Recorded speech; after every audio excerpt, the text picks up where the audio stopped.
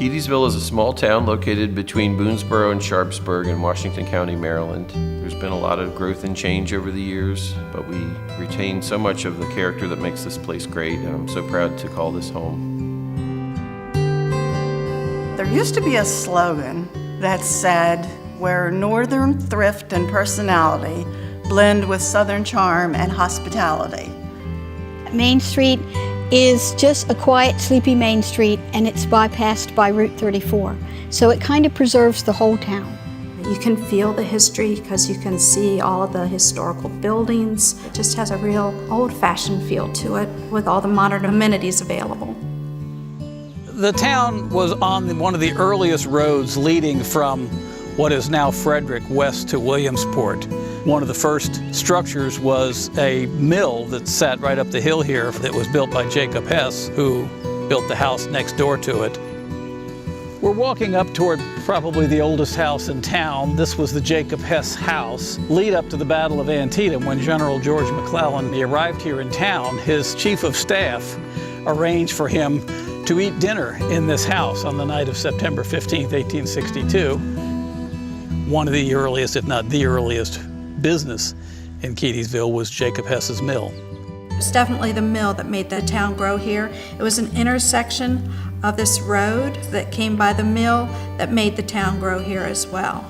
And it was actually called Centerville early on. It was in the center of Boonesboro and Sharpsburg. Neither of those towns had streams running through them powerful enough to power a mill. Keedysville did, or Centerville did, and so the mill became the draw for both towns. Perhaps one of the biggest moments in Keedysville was during the Civil War when the large battle was fought over near Sharpsburg. Keedysville was what we would call the support system for the Union Army. Headquarters in this field here in September of 1862 constituted about almost 1,200 men, 980 some horses, 120 wagons, and 6 ambulances. Papa John told me he remembers distinctly his mother saying, "Johnny, come on, we gotta hide in the cellar." She said, "All hell's gonna break loose up here today." And Papa John went on to say, "All day long, I heard the boom, boom, boom of cannon, and I was terrified."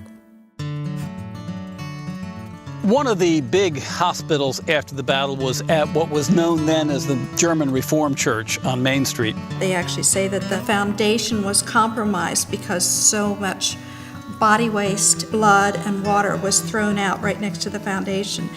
That's probably not true, but legends like this grow. It was certainly a large hospital, and there are letters from men who were treated there and surgeons who worked there. And that's part of the story of Keedysville, is that it was a hospital site. In my walks, I've picked up a couple of things, and this is a bayonet, and this is a Civil War belt buckle that I found on Keedysville Road when I was walking picking up trash, which is kind of rare because most of the time that just isn't found like that. Not long after the Civil War was over, they built the branch railroad from Weaverton on the B&O, and that opened up the town. The railroad coming to the town was the thing that made the town just go boom, as in growth, just huge amount of growth with it. My daddy took the railroad to work in Hagerstown as a teenager, and you could rely on it. The Linehouse Hotel was built right on the railroad. The railroad was providing a way for people to ship agricultural products to the markets in Baltimore, Washington, and make much more money than they could selling them locally.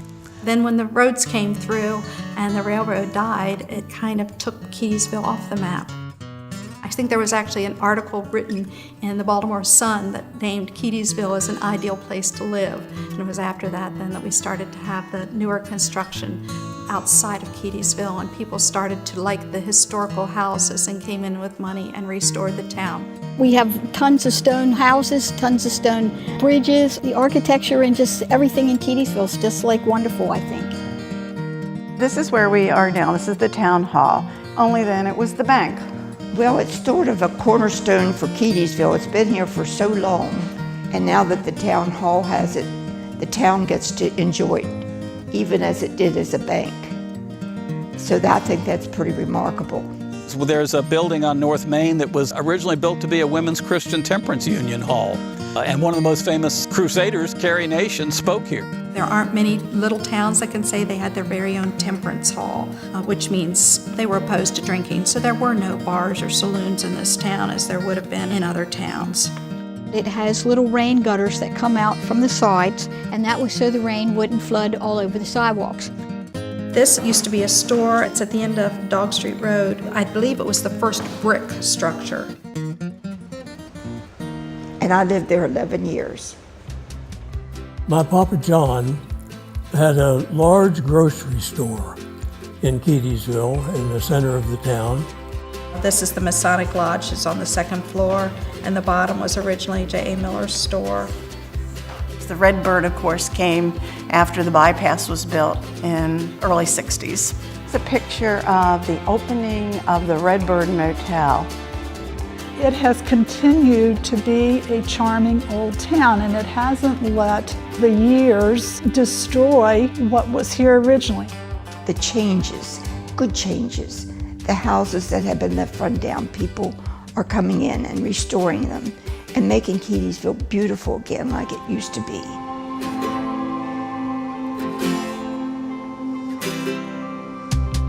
Growth is all around us, and it seems to have changed many areas, but not Keedysville. This is a beautiful small town with examples everywhere of great people, great buildings, great community. Keedysville is just a wonderful place to live.